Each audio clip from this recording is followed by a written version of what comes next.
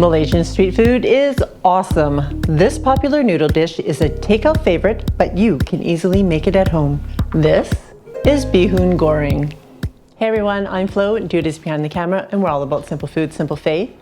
I was born and raised in Canada, and so when I married Dude and we went to Malaysia to visit, I was just amazed at all the street food that was available. Dude and his family are actually from Malaysia, so he's grown up eating a lot of this type of food, and every family has their own version of Hoon Goreng. This is my version. Starting with aromatics, I am cutting up one shallot. This was one. I'm going to cut it up into strips today.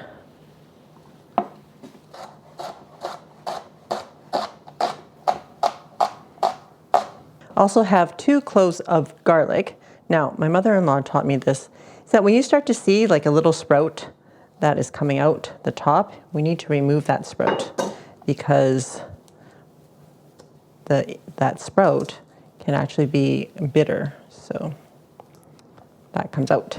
Just smash them a little bit so that it's easier to chop. And I'm not supposed to be doing that with my wrist anymore because they're not as strong as they used to be, which is why I like my mallet, but I couldn't be bothered with going in to go get it. I'll pay for it later. You can chop your garlic as finely as you like, or keep it chunkier. Totally up to you. I do find that chopping it gives it a better texture in terms of cooking it in Chinese cooking. When I push it through a garlic press, it just gets the garlic a little bit too fine, and when that happens, the garlic tends to burn more easily, so I do prefer chopping it versus putting it through a garlic press. For my vegetable today, I am using Chinese yu choy, and it is a green leafy vegetable, and I'm going to just leave it in stalks, but I'm going to cut these down because they're a lot thicker than the leafy part.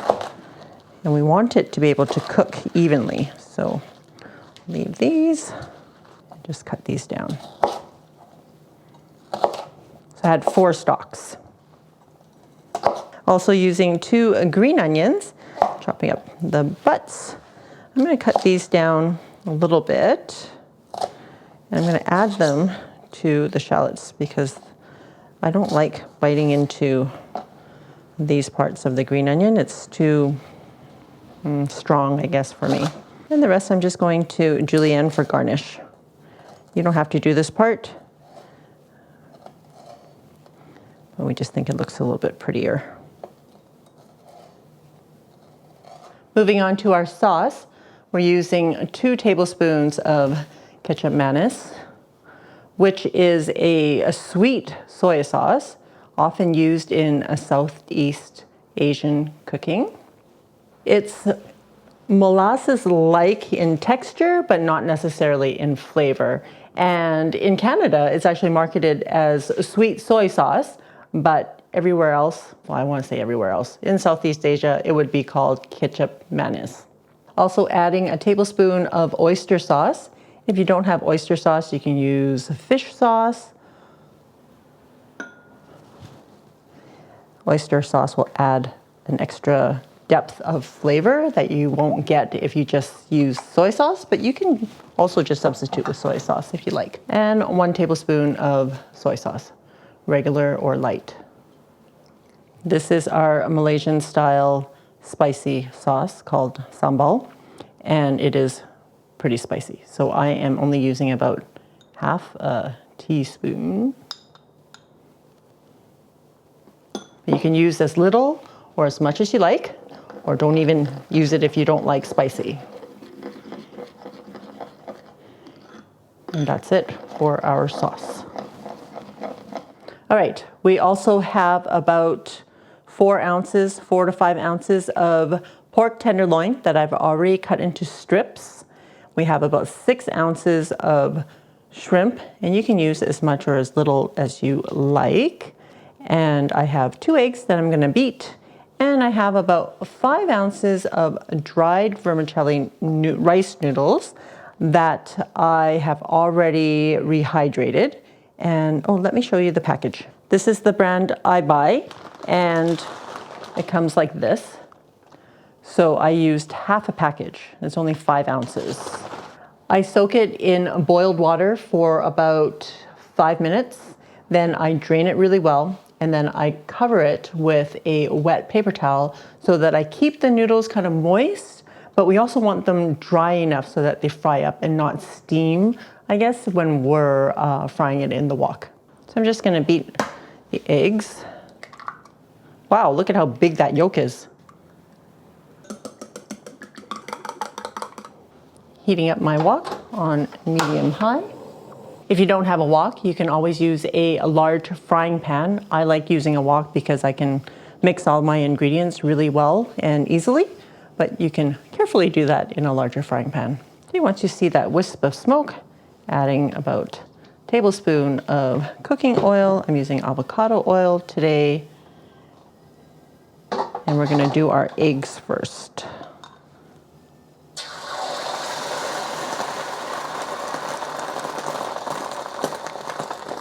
And when you heat up a stainless steel pan, like this is a stainless steel wok, actually, it's not carbon steel, and you add your cold oil to the pan, things won't stick.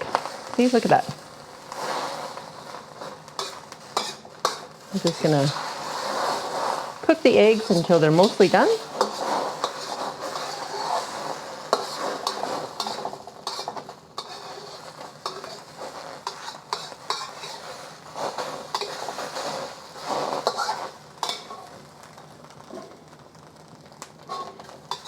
I'm going to remove it.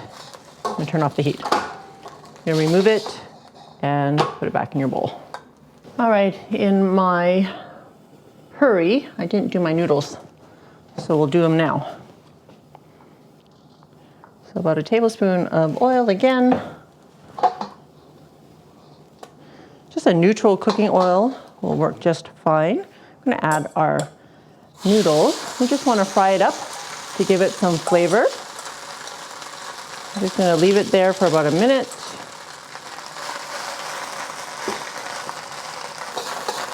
Then we're going to flip it over to the other side. This oil just gives it kind of that, in Chinese we call it wok hei, and it's kind of this smokiness from your wok, just adding that to the flavor of the noodles. Okay, once that's done, we're just going to take the noodles out, put them back in the bowl. Okay, then I'm going to cut them with my scissors just a couple of times. It'll be easier to fry up when I add it to all the other ingredients. I'm going to fry this up for about a minute.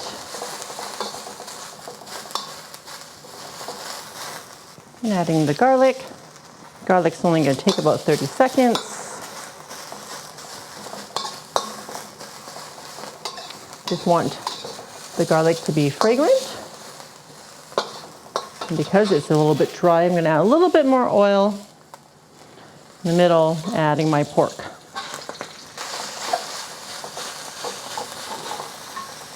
We want to let the pork sear for about a minute on one side before moving it around. And that adds to the flavor of the whole dish. And another minute on the other side. Mix everything together.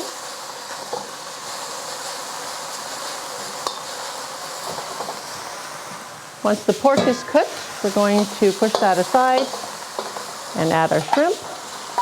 Now the shrimp I already cleaned and dried. Shrimp is only going to take about a minute. What's important about making noodles like this at home is that you have to have all your ingredients ready to go so that you're not delaying or leaving your ingredients in the wok for too long before adding the next and not having everything prepared. So the cooking part actually is very quick. I'm going to add the stocky part of my vegetables. I'm going to let that cook for about a minute before adding the rest of the vegetables.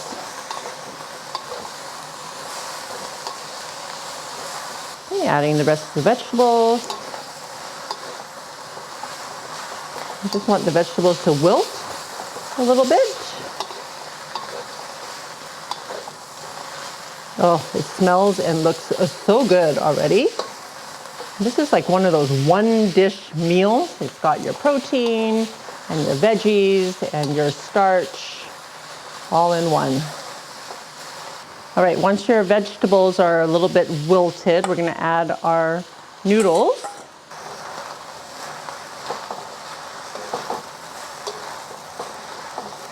And we're gonna add our sauce.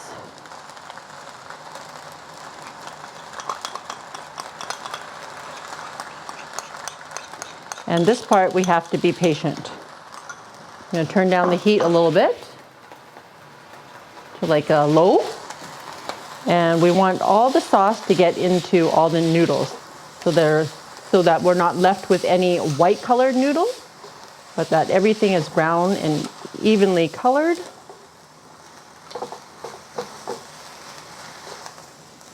Okay, turning off the heat, and don't forget the egg. Add that back in. Break it up a little bit. Oh my goodness, it looks and smells amazing. I'll add half of the green onions that I sliced up earlier. So throw that in there now. All right, get this on a serving plate. One last thing before I get it on a serving plate. Sesame oil, about a teaspoon. And we want to add the sesame oil at the end because if you cook it, it actually burns off the flavor. So we add it at the end so that we can actually taste the sesame oil.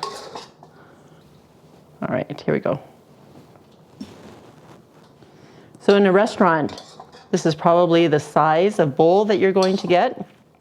Let's see how much of this I can get in there. Would you say that's probably the amount you would get? Yep. Here, I'll even give you some extra egg and some shrimp on top. Oh, thanks. Some pork. All right, but look at how much is still left in the wok. Amazing, right? Look at how much food we can get at home. So I want to break down the cost for you. The noodles, I only used half a pack, so $1.50.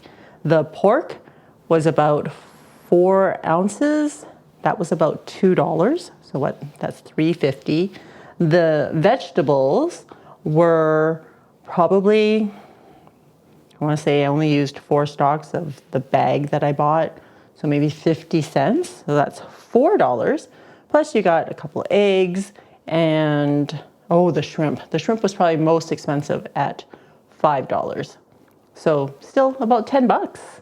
And you get 2 huge portions of takeout size noodles, but it'll feed probably about 4.